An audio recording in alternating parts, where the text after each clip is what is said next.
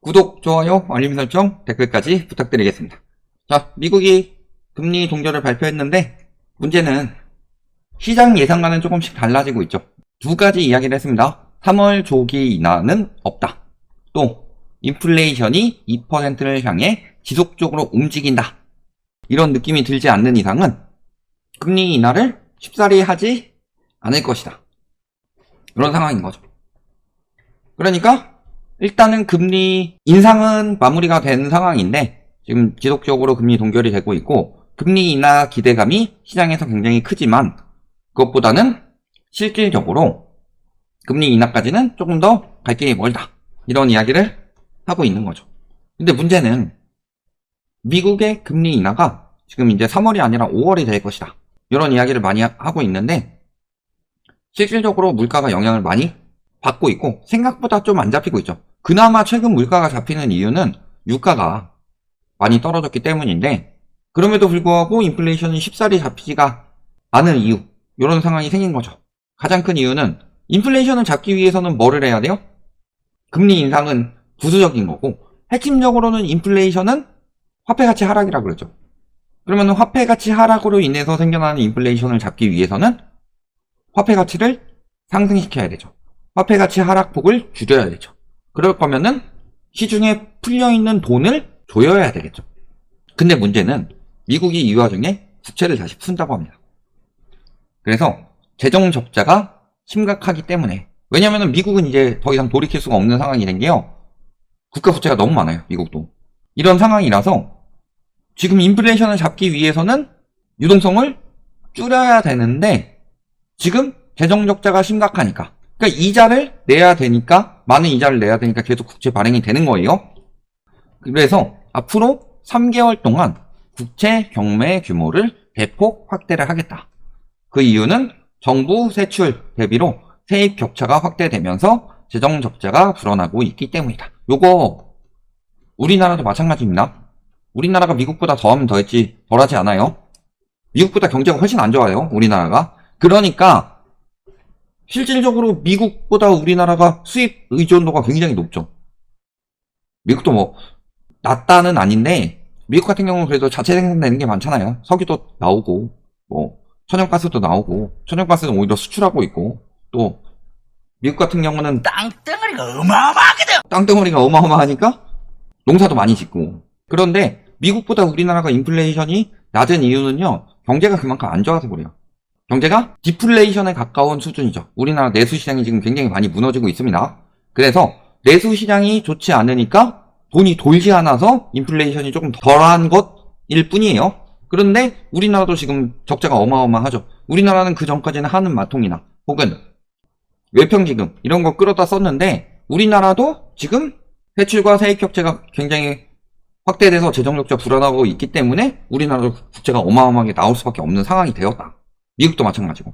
그러면은 미국에서는 국채가 어마어마하게 발행이 됐어요? 그럼 국채 금리가 올라가서 그만큼 반대되는 긴축 효과도 나와야 되는데 지금 금리 인하 기대감이 크니까 국채 어마어마한 경매를 예고했지만 실질적으로 국채 금리는 더 떨어지고 있다고 합니다. 그러니까 지금 시장에 금리 인하 기대감이 좀 과잉돼서 되고 있고 그 이유는요, 여태까지 저금리 시대가 너무 길었어요. 근데 과거 같은 저금리는 나올 수가 없다고 그랬죠. 그리고 미국은 적자가 폭이 많아서 계속 국채 발행이 되고 또 미국 경제가 괜찮다고 하더라도 세출보다 부담되는 게 더 크기 때문에 발행을 한다는 것 자체가 미국 경기 침체도 그렇게 오래 걸리지 않을 것이다. 요즘에 미국의 실업수당 청구 건수가 가장 많이 늘어났다고 합니다. 이런 상황인 거고, 미국이 금리 인하를 하더라도 우리나라가 속도 맞추는 것도 힘들죠. 이번에 이창용 총재도 똑같이 이야기를 했죠. 미국이나 유럽 등 선진국들이 금리 인하를 시작하더라도 우리나라가 곧바로 따라가기가 어렵다. 그리고 금리 인하에서 또 유동성 늘어나서 부동산 시장 거품 빠지지도 않았는데 들어오는 것, 이런 것도 지금 경계하고 있기 때문에 미국에서 금리 내린다고 해서 우리나라도 쉽사리 내릴 상황이다? 아니다 라는 거죠. 이런 상황인 거고. 근데 미국 금리 인하가 너무 늦어지면은 세계 경제적으로도 굉장히 좋지가 않죠. 이 부분에 대해서 이미 IMF에서 경고를 했습니다. 다만 이번에 인플레이션과의 전쟁에서 승리 선언을 하지 않고 신중을 기한 것은 올바른 결정. 하지만 너무 오래 기다리면은 금리가 낮은 일부 신흥국의 경우 통화 압력을 받아 인플레이션이 악화할 수 있다. 예를 들어 미국이 5.5%인데 3.5% 기준금리를 가지고 있는 우리나라 같은 경우. 그러니까 원달러 환율이 막 떨어진다 하다가 또 갑자기 또 올라가고. 이런 상황이 계속 나오는 거. 근데 문제는 미국 따라간다고 지금 그래서 미국에서 금리 인하하면은 우리나라 금리 인하하면 집값 올라간다. 이런 심리를 자꾸 또 부추기는 사람들이 있어요. 아까 뭐 이야기 하신 분들이라든가 뭐 영끌 오적이라든가 또 여러 사람들이 그런 이야기를 하죠. 부동산 이해관계자들이. 근데 문제는 우리나라가 지금 미국을 따라가고 있냐. 그리고 미국이랑 우리나라랑 지금 금리 격차가 2%인데 미국에서 올해 한 두 차례 세 차례 내린다고 해서 우리나라가 두 차례 세 차례 따라 내릴 수 있는 상황이냐. 이것도 아닌 거죠. 그리고 현재 우리나라의 부동산 시장이나 전반적인 경제 커플링이라고 하죠. 과거에는 미국과 커플링이 많이 됐었는데 현재는 동조하는 중국이랑 되고 있죠. 근데 중국 상황이 어때요? 중국 금리 많이 낮췄죠. 세계적인 인플레이션이라 금리를 올리는 가운데 중국은 디플레이션이 심각해서 금리를 낮추고 있죠. 그럼에도 불구하고 중국 부동산 시장이 살아난다. 첫 번째, 계속 붕괴되고 있죠. 두 번째, 우리나라 태형건설 터졌는데 태형건설 여파는 크지 않다. 근데 중국 어때요? 홍다 터졌죠. 비구이 위안 이런 것도 장난 아니죠. 계속 그렇게 되고 있는 거예요. 딴 거 모르겠지만 미국 증시는 올라가는데 우리나라 증시는 못 올라가고 있죠. 왜? 중국이랑 동조가 되고 있으니까. 그래서 중국의 실물 경제 하락 충격에 국내 기업도 실적 회복이 쉽지 않다. 이렇게 생각을 하고 있는 거고. 왜냐면 세계적으로는 글로벌 금융위기 터진 이후에 대부분의 나라들이 수출 중심에서 내수 중심으로 돌렸죠. 그런데 우리나라는 그 상황에서 내수를 키우기 위해서는 어느 정도 디레버리징을 하고 내수 시장을 살려야 되죠. 부동산 거품을 좀 빼고. 근데 부동산 거품 빠지는 동안에도 디레버리징을 안 시켰죠. 전세라는 제도를 이용해서 전세 자금 대출을 풀어서 오히려 부채의 양이 늘어나죠. 그런 상황이라서 우리나라는 수출 의존도가 굉장히 높은데 우리나라 무역 수지 중에서 가장 큰 비중을 차지한 나라가 중국이었죠. 그러니까 중국이 경제가 좋지 않아서 수입을 못하면 우리나라는 당연히 영향을 받을 수밖에 없어요. 헝다 파사에서 우리나라 부동산이 무너진다. 이거를 이렇게 연결하기는 쉽지 않지만 크게 돌려봐서 헝다가 파산을 해요. 중국 경제가 더 안 좋아지는 부분이 있죠. 그러면은 우리나라 지금 이번에 수출 좀 살아난 게 반도체나 혹은 중국 경제가 조금 나아져서 그렇다.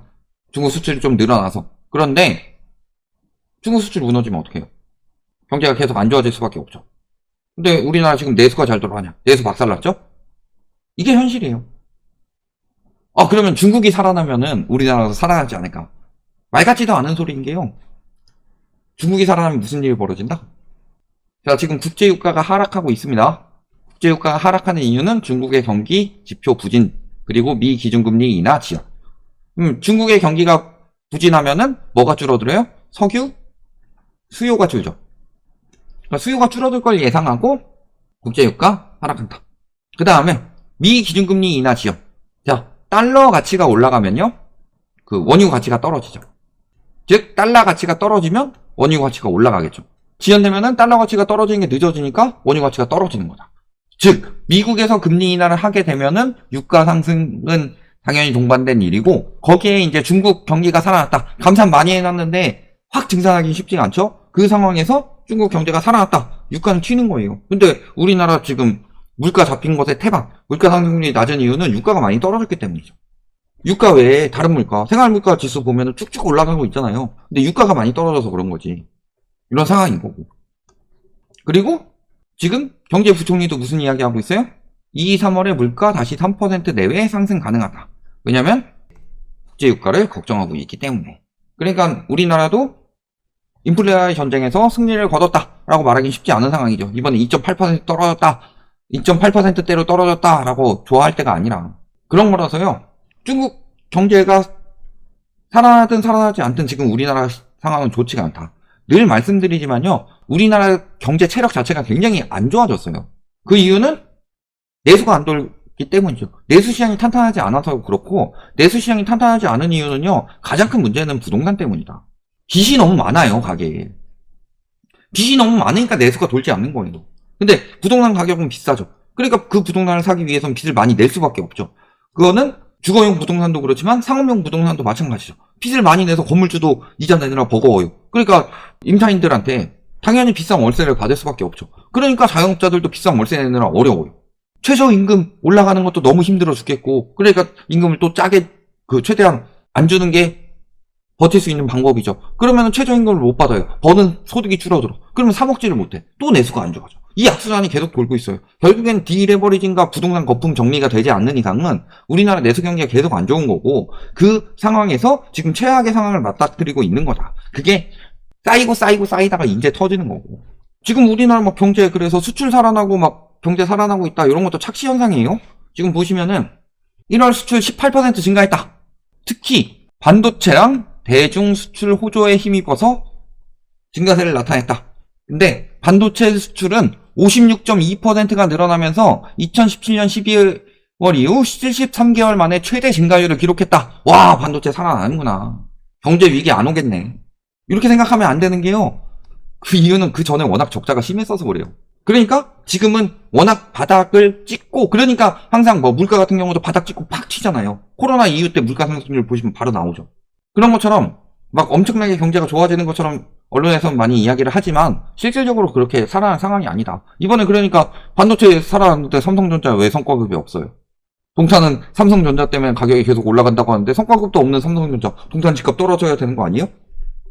그런 것처럼 전반적으로 지금 미국이 금리 인하를 늦추고 있다. 즉 인플레가 굉장히 끈적끈적하게 진행이 되고 있다. 첫 번째. 그리고 문제는 미국에서 금리 인하를 했을 때 과거 1차 오일 쇼크 이후 2차 오일 쇼크처럼 오는 그런 상황이 지금 발발할 것을 굉장히 우려를 하고 있다. 과거에도 인플레를 잡았다 싶어가지고 금리를 낮췄더니 유가가 튀면서 2차 오일 쇼크가 왔듯이 지금이 딱 그런 상황이고, 그러니까 파월도 함부로 못 움직이고 있는 거예요. 우리나라도 마찬가지고. 그래서 많이 내려봤자 한두 차례밖에 안 내린다고 그랬어요. 올해. 내년에도 많이는 안 내려요. 과거 같은 저금리 절대 없다고 그랬어요. 이창용 총재가. 그럼에도 불구하고 금리 떨어지면 집값 올라가, 이런 식으로 계속 수석거리고 있는데 말 같지도 않은 소리다. 그러면은 금리에 따라서 완전 집값 좌지우지 된다.